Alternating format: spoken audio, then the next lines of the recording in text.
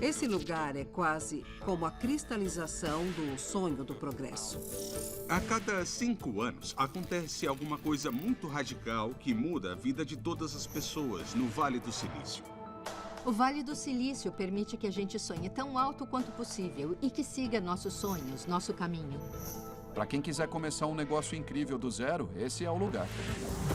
Mas mesmo aqui, transformar sonhos em realidade é tudo, menos fácil. As pessoas só ouvem as notícias sobre os destaques e os pontos altos, mas passamos a maior parte do tempo experimentando coisas que não dão muito certo. A gente não é mais esperto. A nossa cultura só permite que a gente se arrisque mais, porque a gente não tem medo que essa seja a única chance. Acho que isso se reflete na nossa arquitetura. Não é por acaso que a maioria dos nossos prédios tem só 2 andares e são cercados de grama. Quando tudo dá errado e as pessoas se jogam, elas só torcem o pé.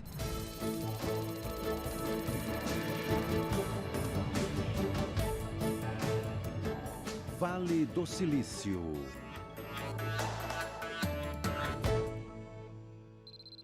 Golpes de sorte. Cerca de 60 quilômetros ao sul de São Francisco está o Vale do Silício. Lar da Google, Apple e Facebook. É um caldeirão de tecnologias que moldaram nossa vida cotidiana. Inovação e perturbação geram a adrenalina que faz todo mundo sair da cama de manhã no Vale do Silício. Se você tiver uma foto da Terra vista do espaço na sua casa, nessa foto, os condados de São Mateus e Santa Clara juntos formam um só pixel. Esse pixel é o maior centro de geração de patentes do hemisfério ocidental. Ao longo do último século, as companhias do Vale revolucionaram áreas como rádio, radar e aviação. Microchips e computadores pessoais, software, smartphones e redes sociais. O Vale do Silício é o que Florença foi durante o Renascimento. É o epicentro de mudanças culturais globais. E a tecnologia é o vetor dessas mudanças. Mas no Vale, o futuro de cada nova tecnologia é sempre incerto.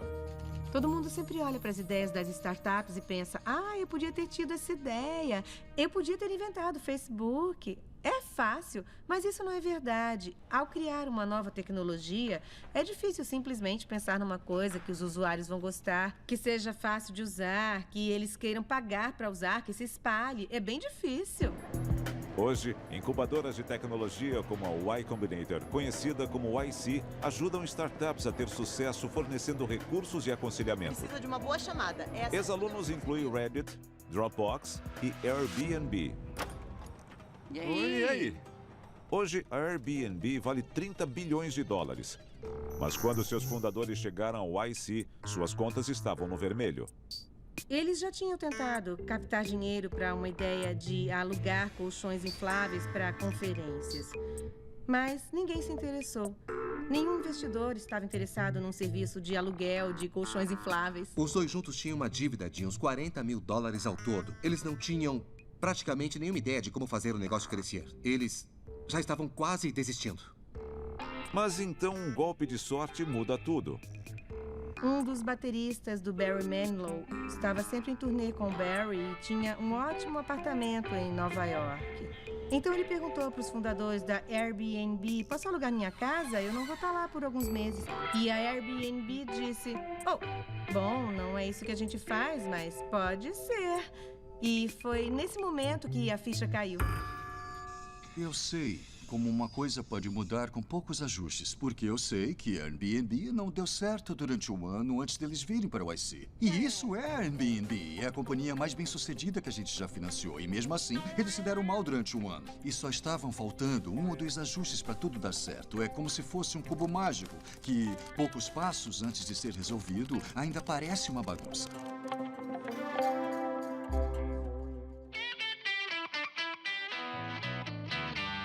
No Vale, inovações marcantes quase sempre começam como protótipos imperfeitos.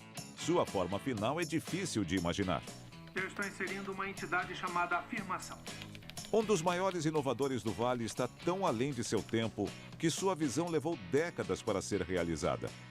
Nos anos de 1960, um pesquisador chamado Douglas Engelbart concebe uma nova ideia revolucionária. O Douglas Engelbart sonhava com um mundo em que os indivíduos estariam conectados e colaborariam através de tecnologia da computação. Essa ideia era muito futurista. Era 1968. Os computadores só eram usados para coisas importantes, como defender os Estados Unidos dos bombardeiros russos ou fazer o balanço geral da General Motors. Era loucura usar um computador para algo tão trivial como processar um texto, e era para isso que serviam as máquinas de escrever. O próprio Engelbart foi inspirado por um artigo que havia lido mais de 20 anos antes, de um cientista chamado Vannevar Bush. Bush imaginou uma máquina chamada Memex. O Memex era um aparelho em que o indivíduo poderia armazenar todos os seus livros, documentos e contatos, e que seria mecanizado para ser consultado com velocidade e flexibilidade incríveis. Toda essa ideia do artigo de a informação estar disponível e poder ser consultada e de padrões serem estabelecidos, isso deixava ele fascinado. No fim, ele estava tentando encontrar modos de aumentar a inteligência coletiva de toda a sociedade e do mundo. Engelbart consegue um emprego no SRI, um instituto de pesquisa estabelecido pela Universidade de Stanford para incentivar desenvolvimento econômico no Vale. Precisando de dinheiro para concretizar suas ideias, ele se volta a um dos patrocinadores mais confiáveis do Vale, o governo. Neste caso, a NASA, onde Bob Taylor está explorando o potencial dos computadores. A proposta dele falava em expandir o intelecto humano, e eu gostei disso. Ele esclareceu os detalhes de um possível sistema que teria uma tela e mostraria imagens, assim como texto. Esse sistema era pensado para fazer mais do que contas. E também tinha um teclado. Então era para ser interativo. Isso era bom. Ele tinha um dispositivo apontador, que ele chamou de mouse, que era usado para selecionar coisas na tela. Isso era bem melhor do que digitar comandos para fazer Então eram coisas muito boas e ainda eram rudimentares. Mas eram boas e mereciam ser elaboradas, ter seu potencial explorado. Foi por isso que eu investi nele. E em dezembro de 1968, Doug Engelbart está pronto para apresentar suas ideias para o mundo. São Francisco. Cerca de 1000 pessoas enchem um auditório para vê-lo revelar uma tecnologia que hoje é corriqueira. Mas o ano é 1968. No começo ele disse, sejam todos bem-vindos à apresentação, e de repente, surpresa! O rosto dele apareceu numa tela de 9 metros de largura. Engelbart começa a mostrar algo que o público nunca havia visto antes. Eu posso copiar uma palavra e essa palavra se repete sozinha. Inclusive, eu posso fazer um par de palavras repetidas e posso repetir isso algumas vezes. Ele estava mostrando um editor de textos, como era possível pegar informações de um documento e mandar para outro. Coisas muito simples. Uma linha improvisada de cabos telefônicos e redes de micro-ondas transmite dados e vídeos entre São Francisco e a equipe de Engelbart no SRI. De repente dava para ver um vídeo de alguém com quem ele estava conversando lá no Instituto de Pesquisa. Agora eu quero apresentar Jeff Rulifson, em Menlo Park. E eles conversavam um com o outro. Não dá para te ouvir muito bem. Você não tá me ouvindo e agora? Melhorou? Melhorou. Tá bom. E o público disse, Era 1968. Ele está em Menlo Park vendo esse texto e ele pode apontar coisas. E eles estavam compartilhando o documento e editando aquilo na tela simultaneamente. Pensa nisso. Para todo o público em geral, isso só se tornou possível nos últimos 10 anos. Dá para entender bem como todo o modo do sistema funciona só consultando o manual do sistema. Era como se um disco voador tivesse pousado no palco. Essa linguagem nos ajudou a... Ele mostrou, basicamente, o modelo dos computadores modernos. Todos os componentes estavam bem ali. A demonstração de Doug Engelbart em 1968 para seus colegas em São Francisco é aplaudida de pé. Mas fora do auditório, muitos da indústria dos computadores estão descrentes. Ele recebeu muitos comentários negativos. Tinha pessoas dizendo que ele estava num caminho completamente errado. Por que ele está fazendo isso? Para que esse tipo de interação com o computador? O mouse parece uma péssima ideia. Por que alguém usaria uma coisa dessas? Levaria mais de 15 anos para que Steve Jobs e a Apple popularizassem o mouse com seu Macintosh. O Doug tinha uma grande ideia sobre um conjunto de tecnologias que iriam acelerar a capacidade intelectual humana drasticamente. E ele sentia que a indústria adotava algumas ideias em particular, mas não enxergava o conceito em geral. O Doug estava oferecendo uma motocicleta para nossa mente. E nós estávamos fazendo triciclos. Mas existe um lugar no Vale do Silício onde as pessoas estão animadas com as ideias de Engelbart e começam a colocá-las em prática. Bom dia. Bom dia. Bom dia, senhor. Você chega ao escritório, pega um copo de café. Bom dia, Fred. E uma máquina da Xerox mostra seu correio matinal em uma tela. Este comercial de TV de 1979 é filmado no Vale do Silício, em um posto avançado da gigante das fotocopiadoras da Costa Leste, Xerox. Ele se chama Centro de Pesquisa de Palo Alto, ou PARC, um local onde a Xerox se estabelece para promover o tipo de inovação que é improvável de acontecer na sede da corporação. Empresas não são uma boa fonte de inovação. Talvez isso seja uma surpresa, mas a questão é que é verdade. A Xerox abre o parque em 1970 para explorar o que chama de escritório do futuro. A companhia contrata Bob Taylor. Ele gerenciou pesquisas sobre computação não apenas na NASA, onde financiou Doug Engelbart, mas também no Pentágono, onde liderou a criação da ARPANET, a precursora da internet. Eu sabia mais do que qualquer um no país, naquela época, onde os melhores cientistas da computação estavam, porque convivi 5 anos com eles. As pessoas mais inteligentes de todas se juntaram, 100 PhDs juntos no mesmo lugar, e elas começaram a inventar coisas novas sem parar. Taylor vê uma grande oportunidade para a Xerox. Eu disse, a gente tem que levar computadores para os escritórios. A empresa já era presente em escritórios com fotocopiadoras pelo mundo todo. Então ela já tinha vendedores que eram conhecidos em escritórios. Era natural. Muitas operações de escritório podiam ser feitas pelo tipo certo de computador.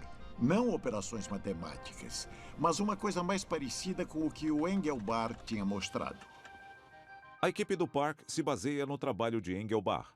Estavam estudando como a interface gráfica ia funcionar para o usuário, como ele ia interagir com o computador. Ele ia usar o mouse? Quando tem elementos numa tela, tem que ser possível apontar isso, sem ter que fazer passo a passo no teclado. Tem que ser fácil de apontar. É isso que eu quero. E em 1973, o Park cria um novo tipo revolucionário de computador chamado Alto. Senhoras e senhores, vamos conferir. A face do amanhã pode estar presente aqui hoje. O design desse logotipo foi criado pelo... Pela primeira vez havia uma máquina com um monitor com mapa de bits, um dispositivo apontador e um processador microcodificado. O céu era o limite em relação ao potencial desse aparelho. Ainda estamos explorando novos usos para o Alto. O mesmo tipo de tecnologia que o resto do mundo só viu nos anos 80 já existia no Parque da Xerox, quase 10 anos antes, e era extraordinário. O Park também inventa 2 outras tecnologias que tornam o Alto ainda mais potente: impressão a laser e um sistema de rede chamado Ethernet. Essas foram todas as características necessárias para, basicamente, criar o futuro. Mas na Costa Leste, a divisão sênior da Xerox está firmemente ancorada no passado. Quando eu visitei o Centro de Pesquisa de Copiadoras em Webster, Nova York, o diretor do centro veio até o saguão para me receber. E a primeira coisa que ele disse foi: o computador nunca vai ser tão importante para a sociedade quanto a copiadora. O problema da Xerox é que os empresários já tinham um lucro tão satisfatório vendendo todas aquelas copiadoras que eles não tinham ambição, eles não precisavam de gente experimentando com todas essas novas tecnologias. Se a coisa não ia trazer lucro, não tinha por que fazer. Aí o pessoal do Parque da Xerox voltou para a Costa Leste e tentou convencer os chefões a investirem nas tecnologias. Olha, a gente criou essa incrível estação de trabalho pessoal. A gente podia começar a fabricar esse tipo de coisas, virar líder no mercado, mas eles não entendiam. E ainda por cima tinha um monte de caras cabeludos trabalhando em experimentos que não pareciam nada práticos. Rolou um conflito cultural entre o leste e o oeste. E é claro que agora, olhando para trás, a gente sabe que os cabeludos eram o futuro e que os fabricantes de copiadoras é que perderam o bonde. A Xerox decide que o Alto nunca será comercialmente viável e acaba desistindo dos computadores. Muitas tecnologias importantes saíram do Parque da Xerox. É engraçado porque nenhuma beneficiou a própria Xerox. Mas muitas influenciaram a computação como a gente conhece hoje. Décadas depois, pode ser difícil de entender como a Xerox perdeu a chance de comandar o futuro. Mas no Vale do Silício, produtos que a princípio não parecem promissores, muitas vezes acabam lançando novas indústrias.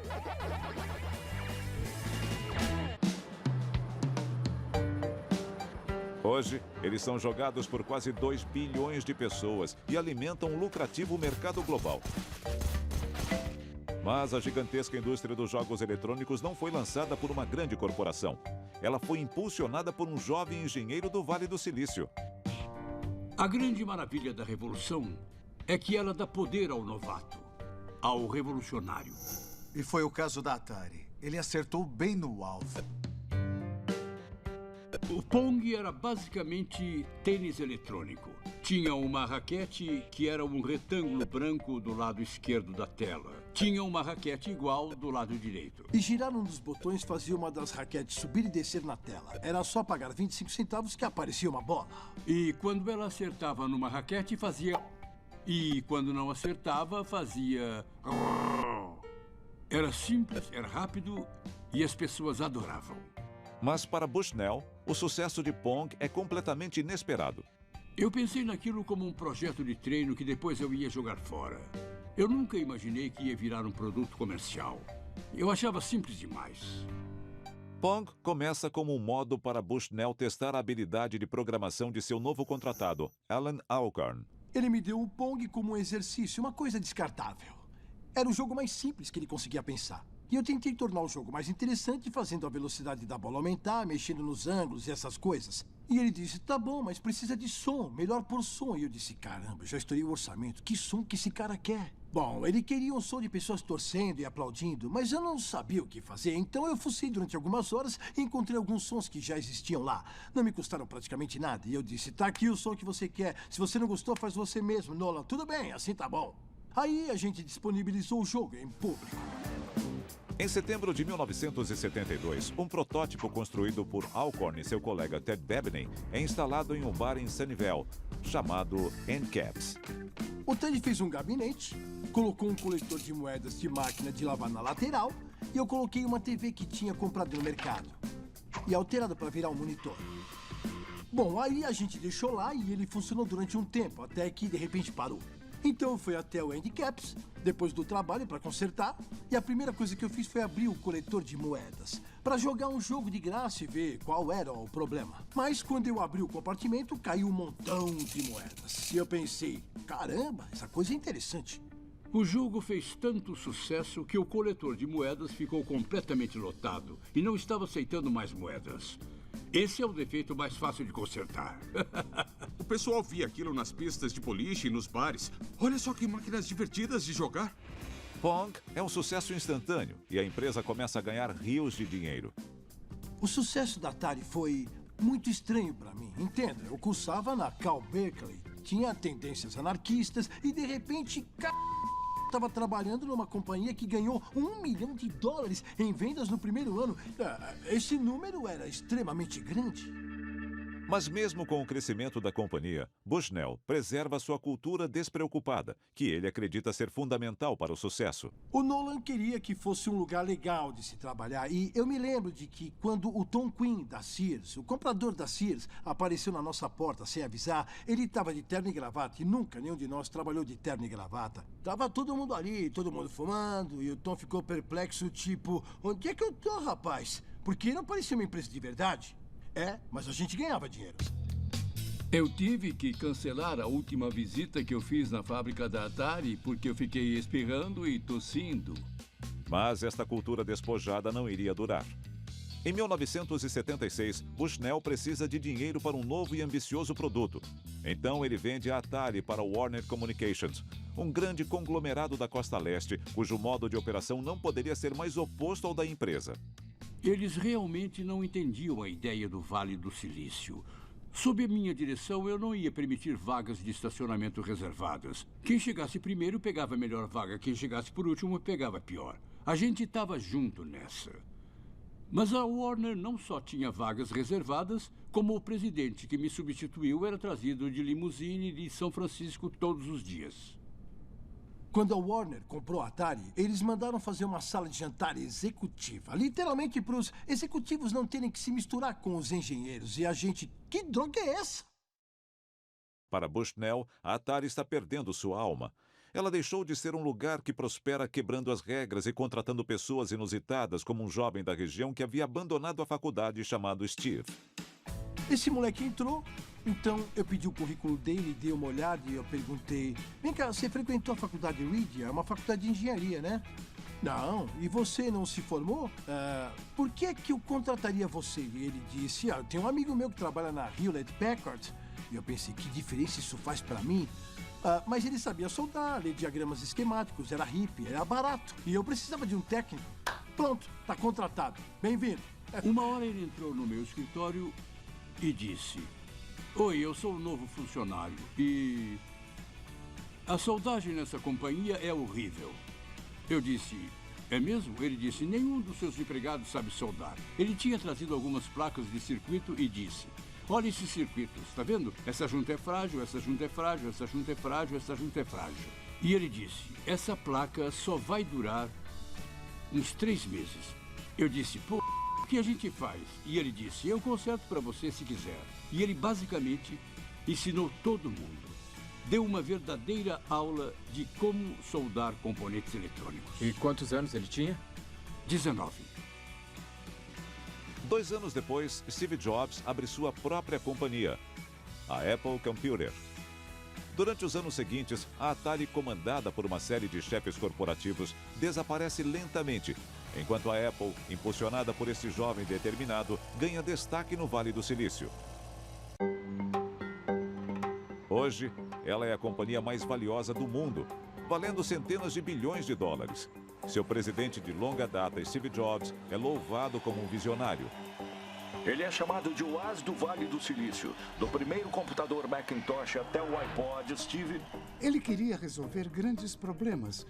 Uma vez ele me perguntou: você acha que seria possível um dia eu ser o presidente dos Estados Unidos? Ele falava sério, porque para ele não existia nenhum problema que não fosse superável.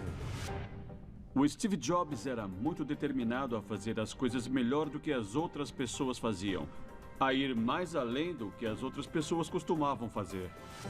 Mas a jornada da Apple até o topo é uma história de acidentes, frustrações e fracassos. A companhia é fundada em 1976 por Jobs e seu amigo íntimo Steve Wozniak. É Wozniak que projeta e constrói o computador que mais tarde seria conhecido como Apple I. Mas a princípio, tudo o que ele quer é entregar sua criação a seus chefes na Hewlett Packard, a lendária companhia de eletrônicos do Vale. Eu queria trabalhar pelo resto da vida como engenheiro na melhor companhia de engenharia que mais respeitava os engenheiros. Então eu disse para Steve que precisava oferecer o computador para Hewlett Packard. E eu praticamente implorei para que eles fabricassem o computador. Aquilo ia me tornar um herói na minha divisão. Mas eles rejeitaram minha ideia 5 vezes. Não existia um público-alvo, não existia dinheiro garantido. Então sobrou para mim e para o Steve. Foram vários golpes de sorte para que a Apple pudesse existir. Em 1977, Jobs e Wozniak apresentam um computador mais bem acabado que atraía muito mais do que apenas os viciados em eletrônica. Uma das coisas que as pessoas não percebem é que os computadores não iam ser comprados só porque estavam disponíveis. Quem ia querer um computador empresarial em casa que só fizesse análise de inventário, calculasse vendas e gerenciasse recursos? Quem fazia isso em casa? Tinha que ser divertido. Os jogos iam ser o elemento-chave. Então o Apple II foi praticamente vendido como uma máquina de jogos. O Apple II se mostra extremamente popular. Enquanto o Apple I permitiu que as pessoas com conhecimento técnico moderado pudessem ter seu próprio computador, o Apple II permitiu que os consumidores comprassem o que parecia ser uma máquina de escrever eletrônica chique. E ele também permitiu que surgisse uma indústria para expandir sua capacidade, usando cartões e criando softwares para ele. Até 1979, a companhia vende mais de 40 mil Apples II. Mas Jobs não está satisfeito. Ele decide criar um computador ainda mais revolucionário. Alguns engenheiros da Apple conheceram o alto e ficaram impressionados com sua capacidade. Eles querem que Jobs vá até o Parque da Xerox para vê-lo. E em 1979, Jobs fecha um acordo com a Xerox que o permite fazer isso. A Xerox estava querendo investir na Apple e comprar algumas ações e ele disse: eu vendo algumas ações se vocês me deixarem visitar o parque. Ele viu o Walt e ficou impressionado. Ele ficou muito animado com as fontes, muito animado com a interface gráfica e muito animado com a função de cortar, copiar e colar. Ele disse: vocês têm uma mina de ouro e não estão fazendo nada com ela. Ele estava simplesmente incrédulo. Inspirado pelos elementos gráficos do Alto, alguns anos depois, Jobs os aplica do modo que Doug Engelbart havia sonhado.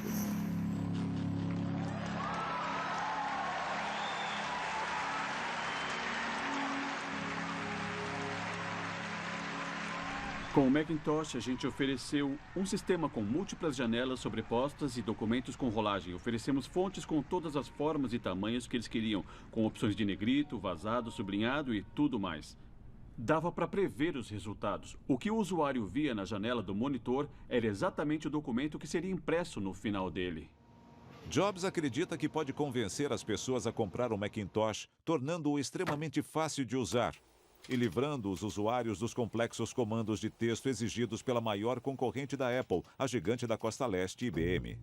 Para mim fazia mais sentido. Parecia mais com o mundo em que eu vivia. Eu não precisava me adaptar à tecnologia. A tecnologia estava se adaptando a mim. O computador pessoal era uma questão de liberdade. Uma questão de mostrar para o sistema que a gente não tinha que seguir as regras dele. A gente podia fazer o que quisesse no nosso próprio computador. Neste dia celebramos o primeiro glorioso aniversário. A Apple explora este argumento com um comercial lendário atacando a IBM. É transmitido durante o Super Bowl de 1984.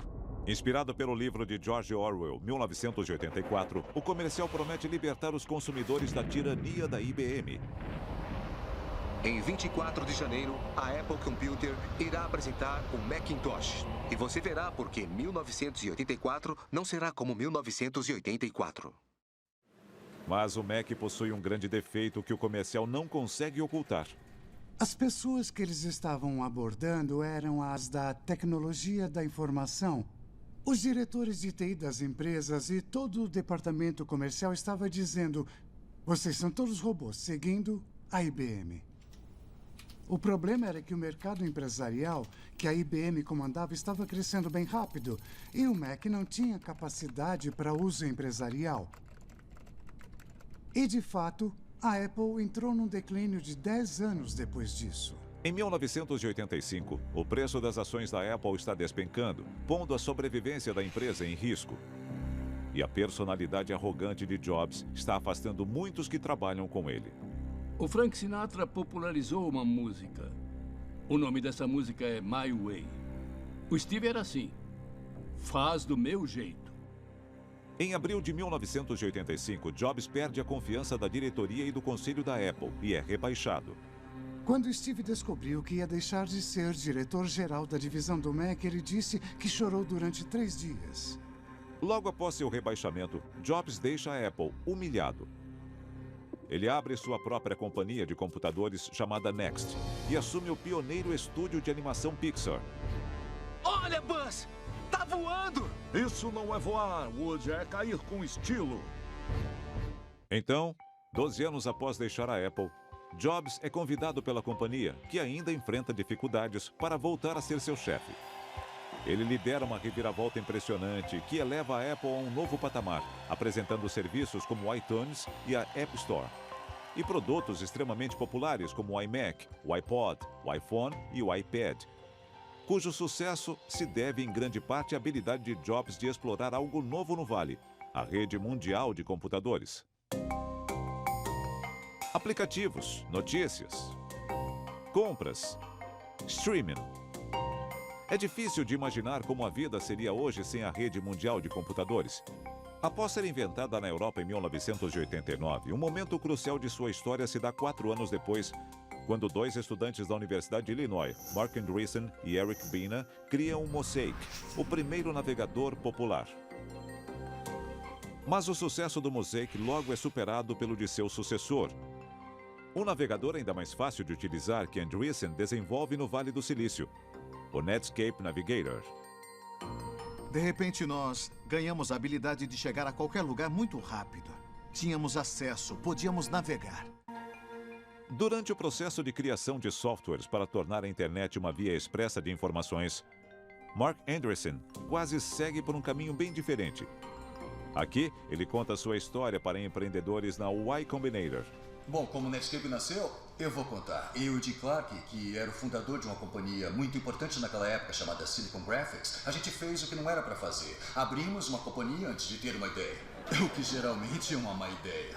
A ideia mais óbvia era, vamos fazer o que a gente fez em Illinois. Vamos fazer um navegador comercializável, um servidor web, esse tipo de software. A internet estava se popularizando e dava para ver o que ia acontecer. Mas a coisa mais assustadora naquele ambiente dos anos 90, especialmente em 94, era que basicamente ninguém na indústria acreditava que a internet fosse uma coisa séria. Todos os presidentes das grandes companhias de tecnologia, de telecomunicações, de mídia, todos eles achavam que a internet era um brinquedo, pura moda, e que era legal para os nerds, mas que com certeza as pessoas comuns nunca iam usar a internet. Uma opinião que parecia fazer sentido, dado o histórico da internet. O Pentágono havia criado a primeira versão da internet em 1969, a chamada ARPANET, conectando 4 centros universitários de informática. Mas esta primeira rede não era muito acessível. Era preciso digitar 30 números e letras só para conseguir acessar algum outro lugar. E tudo isso só para escrever um bilhete para eles. E eu pensei, por que não usar o telefone? Seria bem mais fácil. Por que não mandar um cartão postal? Eu me lembro de sair de lá pensando, isso não foi tão legal quanto eu imaginava. Eu não sei se vai ter futuro. No fim dos anos 70, mesmo com os primeiros PCs surgindo no mercado, poucas pessoas possuem computadores. Mas dezenas de milhões de famílias possuem televisões e a TV a cabo possui cada vez mais assinantes. Então, muitos acreditam que há um futuro promissor para as redes eletrônicas com o uso da televisão. Em 1977, a Warner Communications, o conglomerado de mídia da Costa Leste, lança um teste da TV interativa.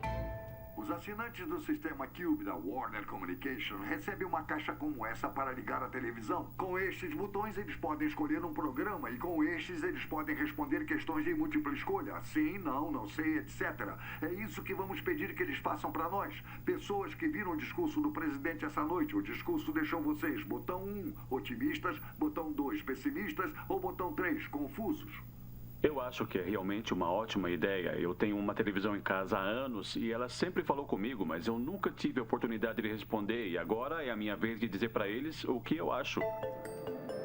Durante os anos 80, muitas pessoas no Vale do Silício acham que a TV interativa será uma mina de ouro. Poucos estão dando atenção à internet. Mesmo quando, no fim da década, o cientista inglês Tim Berners-Lee apresenta a rede mundial de computadores, que conta com páginas contendo textos e imagens acessíveis com um clique. A rede mundial de computadores torna a internet muito mais fácil de navegar. Mas a TV interativa continua encantando o Vale do Silício. Ninguém nunca acerta. Eu posso dizer com certeza que os visionários da computação estão quase sempre errados. Ninguém pensou na internet. Foi uma coisa inesperada. A grande questão é que não dá para saber qual vai ser o próximo grande mercado. A gente acha que identificou uma coisa, mas não dá para prever o futuro e a indústria é tão volátil que essa coisa que parece muito popular hoje pode ser esquecida amanhã. Beleza!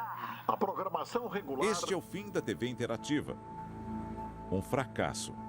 Muito capital de risco foi investido nessa ideia. E tudo o que ele fez foi deixar um buraco econômico grande o bastante para ser visto da Lua. Mas este resultado desastroso abriu caminho para uma das maiores explosões da história do Vale do Silício. Isso deixou um monte de engenheiros desempregados e eles ainda estavam muito ligados nas sutilezas dos conteúdos interativos, vídeo, áudio, etc. E eles estavam literalmente parados pensando, puxa vida, o que a gente vai fazer? Quando surge a internet, eles dizem, nossa! Andreessen e Clark decidem que o foco de sua nova companhia, a Netscape, realmente deve ser a internet. Então, eles finalmente se dedicam ao Netscape Navigator. Eu me lembro de que tanto o Jim quanto o Mark pintaram um quadro muito promissor de como seria o futuro. Mas, mesmo com a comodidade do navegador, a internet primitiva possui uma limitação considerável. Quando a rede foi inventada, ela era totalmente estática. Não dava para executar um programa através dela. Isso porque não há como garantir que os programas serão lidos pelos diferentes tipos de computadores existentes. A solução vem de uma companhia do Vale do Silício chamada Sun Microsystems, que está tentando vender uma nova linguagem de programação chamada Java. A gente já tinha tentado algumas vezes, mas não estava conseguindo fazer ela se popularizar. E eu me lembro de sentir uma responsabilidade enorme. E então, do nada, tudo deu certo. Foi uma combinação de persistência, porque a nossa equipe simplesmente não desistiu e continuou trabalhando na tecnologia e também pura sorte, coincidência. Bem naquele momento, surgiu o Mosaic. A repentina popularidade dos navegadores faz com que a equipe da Sun veja um novo potencial para a linguagem Java. Ela pode trazer movimento à rede, facilitando a criação de pequenos programas chamados applets, que funcionam em qualquer computador.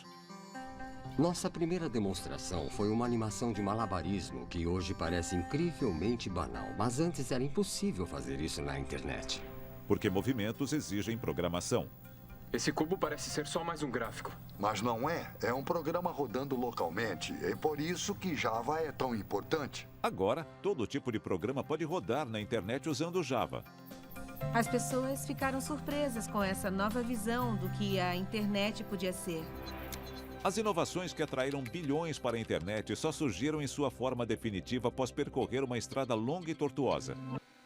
Uma estrada muito conhecida pelos sonhadores do Vale. E quando se está tentando criar algo tão revolucionário como carros que se dirigem sozinhos, os obstáculos podem ser bastante intimidantes. Eu acho que muita gente não tem a menor noção de como essa montanha é íngreme para quem ainda está na base. Se a ideia de ver alguém dormir não te deixa animado, talvez você esteja entre a minoria. Até agora foi bem divertido. Milhões de pessoas. No Vale do Silício, carreiras de sucesso muitas vezes percorrem os caminhos mais inesperados. Kyle Vogt, natural do Kansas, abandonou o MIT para se envolver com vídeos online. Conheci uns caras na Yale que estavam trabalhando num reality show de televisão que acabou virando uma companhia chamada Justin TV. E eu entrei pro grupo e eles disseram, se a gente quiser abrir uma startup, os únicos doidos que vão investir na gente estão no Vale do Silício, na Califórnia. Então, a gente pegou um avião até lá e nunca mais voltou. A Justin TV foi uma das experiências mais constrangedoras da internet. Tivemos essa ideia doida de fazer uma transmissão contínua da minha vida, 24 horas por dia na internet. Justin, 19... No site Justin.tv, um vídeo do cotidiano de Cam é transmitido ao vivo a partir de uma câmera em sua cabeça. A gente arrumou uma câmera que transmite o meu ponto de vista para o mundo. Ela fica dentro dessa mochila. Vogt, que estudou engenharia antes de abandonar a faculdade, projetou a tecnologia. Tá, espera um pouquinho. O site logo atrai milhares de seguidores. Peraí, alô? Eu acho que foi engano. Isso virou uma sensação na hora. Apareceu no Today Show, na MTV, em toda a mídia. Milhares estão assistindo. Gerou um monte de experiências estranhas. Desde gente dizendo do nada que queria sair comigo, até gente que achava o programa muito chato. E aí, tentava agitar as coisas, chamando até a polícia. Os fãs disseram que denunciaram um esfaqueamento na casa de Justin. Polícia de São Francisco, quem está aí? Alguém ligou para a emergência e denunciou que tinha um esfaqueamento no nosso apartamento. Eles apareceram na porta dizendo, aqui é a polícia de São Francisco. Eu abri a porta e tinha uma arma bem na minha cara. Para aumentar sua audiência, eles permitem que usuários transmitam seus próprios vídeos pela internet. A companhia deixou de ser um reality show para virar uma plataforma de streaming. Mas os fundadores acham difícil manter o crescimento da audiência. E o risco é grande, especialmente para Vogt. Eu cresci no meio oeste e os meus pais acreditam firmemente que para ter sucesso na vida é preciso ter um diploma. Então, no fundo, eu sentia que tinha que provar alguma coisa para eles. Procurando meios de manter o crescimento da companhia, a equipe percebe que muitos usuários do Justin.tv estão assistindo partidas de videogame. Então, em 2011, Vogt, Cam e seus sócios criam uma nova companhia focada em gamers, chamada Twitch. Tá, deixa comigo. Eu tô chegando perto. Em 2014, dezenas de milhões de pessoas estão assistindo bilhões de minutos de games todo mês. E os fundadores acertam o alvo. Segundo o Seattle Times, a Amazon pagou quase $1 bilhão pelo popular site de jogos Twitch.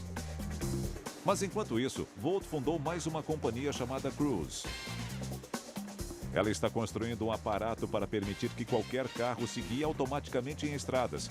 Uma mudança radical que Vogt acha ser inevitável.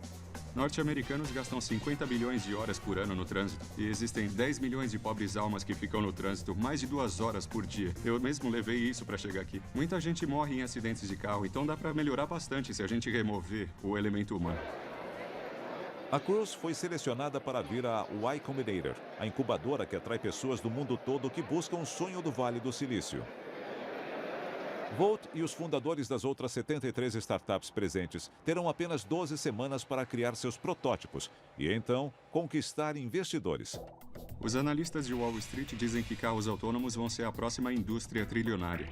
Isso porque todo carro vai ser assim. Tem que ser assim. Eu acredito num futuro em que a nossa sociedade não vai permitir motoristas humanos nas estradas, porque não é seguro. Eu acho que vai existir uma companhia responsável e espero que seja a nossa. Após trabalhar sem parar durante 3 meses, Volt está pronto para mostrar seu protótipo aos investidores do Vale. Por que a Cruise? A história nos mostrou que companhias que mantiveram inovações tecnológicas trancadas no laboratório perderam para companhias que começaram antes, coletaram dados dos clientes e desenvolveram o produto. E é exatamente o que a gente está fazendo.